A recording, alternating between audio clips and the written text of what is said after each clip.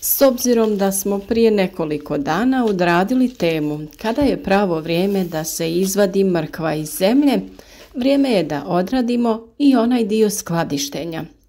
To je vrlo važan proces jer o tome ovisi koliko dugo ćemo moći uživati u predivnim, a svježim korijenima mrkve. Najadekvatniji način skladištenja mrkve jeste odlaganje u odgovarajuće kutije, kombinirajući ih sa pijeskom, mahovinom ili pidjevinom. U današnjem videu ćemo vam pokazati kako je to najlakše uraditi, a računamo naravno na vašu podršku, kao i uvijek do sada. Podijelite video kako bi i drugi imali korist od našeg rada, ostavite like, pišite nam kako vi uspijevate održati svježinu mrkve. I naravno, ako do sada niste, zapratite naš kanal, jer upravo na ovaj način mi dobivamo povratne informacije. Znamo da li smo na pravom putu, da li su naši savjeti korisni i dajete nam motivaciju za daljnjim radom. Mrkva se smatra povrtlarskom vrstom iz porodice Apiaceae, štitarki, koja je zbog visoke razine beta-karotena postala nezaobilazna vrsta u svakodnevnoj ljudskoj prehrani. Smatra se da mrkva ima pozitivan utjecaj na ljudsko zdravlje kao i svako povrće, a naravno da u nekim segmentima to ima veći utjecaj, kao na primjer u poboljšavanju vida, što nam i sam presjek mrkve daje naslutiti. Vjerujem da ste primijetili sličnost između presjeka mrkve i ljudskog oka, kao što je i slučaj kod raznog drugog povrća koje sliči na organe kojima je korisno. Svjedoci smo vrlo čestog propadanja mrkve uslijed skladištenja tokom zimskog perioda. Razlog tome je promjena ambijenta skladišnog prostora u odnosu na zemljišni medij, kao i izmijenjene mikroklimatske uslove. Tu prije svega mislimo na promjenu temperatura, vlažnost zraka, koji imaju velik utjecaj na samu kakvoću korijena. Ono što je prvobitno najvažnije kreće od same sjetve, pravilna priprema zemljišta. Dovoljno hranjiva i rahlo tlo važni su kao i kasnije dodavanje hranjiva. A tu je i vrlo bitan korak prorjeđivanja mladih biljaka mrkve kako bi joj osigurali dovoljno prostora da naraste u krupne i lijepe korijene mrkve.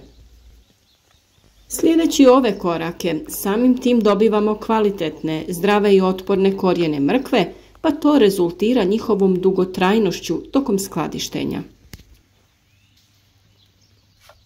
Jedna od mjera koja može doprinijeti većoj otpornosti mrkve naspram niskih temperatura nakon vađenja iz zemljišta je ostavljanje mrkve što duži vremenski period u tlu sa ciljem produkcije veće količine škroba i šećera, čime se direktno povećava stupanj otpornosti te povrtlarske vrste. Ukoliko se provodi ta mjera, neophodno je obratiti pozornost na pravovremeno vađenje mrkve prije nastupanja mraza. Također važan korak jeste malčiranje mrkve. Na taj način se osigurava dovoljno vlage tokom uzgoja, štiti se tlo od razvoja korova, a deblji sloj malča pri samom kraju uzgoja štiti korijen od temperaturnih oscilacija. Kako bi mrkva duže bila zaštićena, stavite deblji sloj sjena, slame ili suhe trave koju ste osušili nakon košnje. Vađenje mrkve iz tla odradite ovisno od vremena sijanja, otprilike 120 dana nakon. Najbolje vrijeme za to je kraj oktobra i početak mjeseca novembra. No to također ovisi o klimatskim uslovima i stanju biljke. Ukoliko je lisnati dio biljke krenuo da se suši, tada je bolje korijen izvaditi. Naime, biljka bi se u vlažnim i hladnijim uslovima krenula obnavljati, razvijati novu lisnu masu, što bi crpilo korijen i narušavalo njegovu kvalitetu.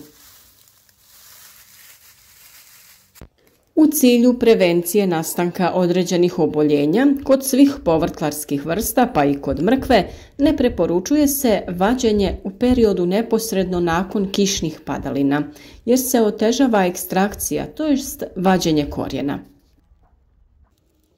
Ubrano povrće nije dozvoljeno prati, jer se time povećava infekcijski potencijal za nastanak truleži. Najadekvatniji način čišćenja ubranog povrća jeste površinsko odstranjivanje ostataka zemlje laganim otresanjem ili laganim pokretima ruke. Prije skladištenja preporučuje se ubranu količinu mrkve razasuti u jednom sloju i ostaviti određeni vremenski period da se prosuši.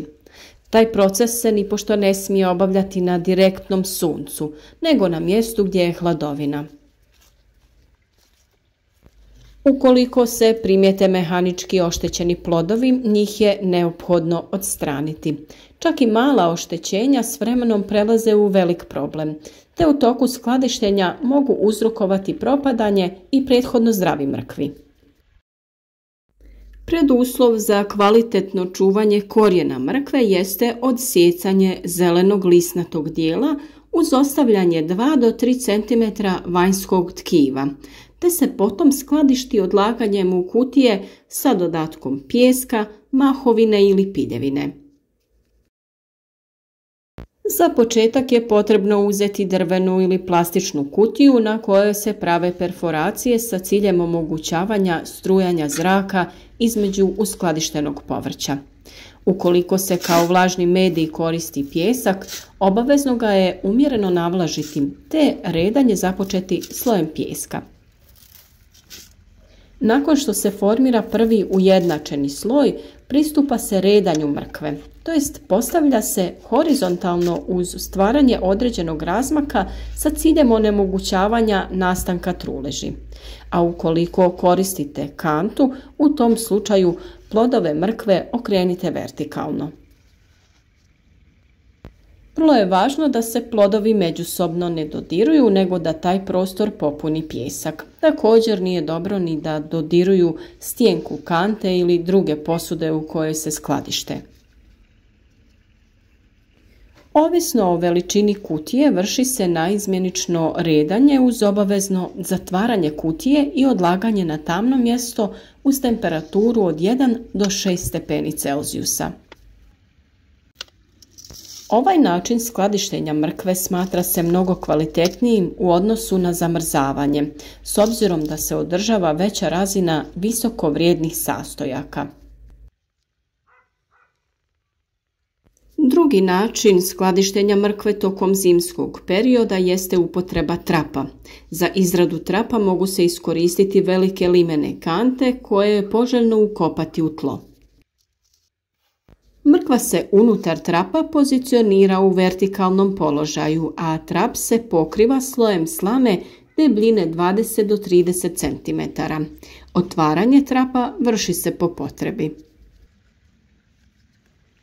Ukoliko se radi o skladištenju veće količine mrkve, nužno je postaviti i cijev za ventilaciju.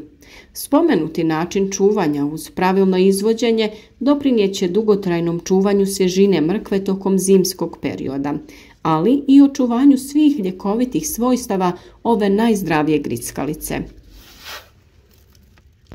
Ovisno o količini mrkve koju imate i količini i vrsti prostora sa kojim raspolažete, odaberite metodu koja vama najviše odgovara.